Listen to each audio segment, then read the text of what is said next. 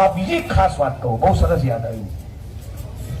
તમારા આ આંદોલનના ટેકામાં બજરંગ દળે કોઈ રેલી કરી તમારા સમર્થનમાં? બહુ સરસ. વિશ્વ હિન્દુ પરિષદે રેલી કરી? આરએસએસ કોઈ કોલ આપ્યો કે ગુજરાત બંધ? કિસાન સંઘે કીધું કે હાઈવે પર ચક્કા જામ? કીધું? કેમ નથી કહેતા? पहला तो कहता था जो हिंदू हित की बात करेगा वही देश पे राज करेगा. તમારામાંથી જેટલા હિન્દુ હાથ ઊંચો કરજો, હાથ ઊંચો કરો. અરે બધા જ સાથ એ તો હિન્દુઓના ગુચ મારી દીધા ભાઈ.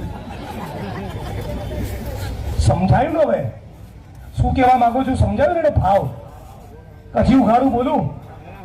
સમજી ગયા ને? એટલે આ લોકોના ચાળે ચડશો નહીં. हिंदू, मुस्लिम, सिख, ईसाई, भारत मां के 4 सिपाही. आ चारे सिपाहीओ भेगा मळीने लड्या अंग्रेजोनी सामे. छाती पर घोड़ीने पीठ पर दंडा खाधा. वंदे मातरम बोलता बोलता हिंदुओए, मुस्लिमोए, सिखोए, पारसीओए, बुद्धिस्टोए, जैनोए त्यारे देश आजाद थयो छे. कोई एक जाति के धर्मना कारणे नहीं. तो भाई भाई ना भागला पण पड़ाय नहीं. एमना चाळे चढ़ाय नहीं. मुकेश अंबाणी नो हाडू भाई के गौतम अदाणी नो बनेवी ए तोफानो में जेल में जाय छे.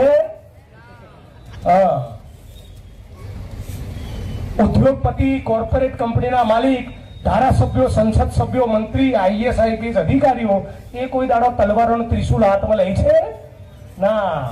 લડવાનું તમારા ને મારા દીકરાઓએ ને ભાઈઓએ, અને એમના દીકરાઓને મોકલવાના ઓક્સફર્ડમાં, કેમ્બ્રિજમાં.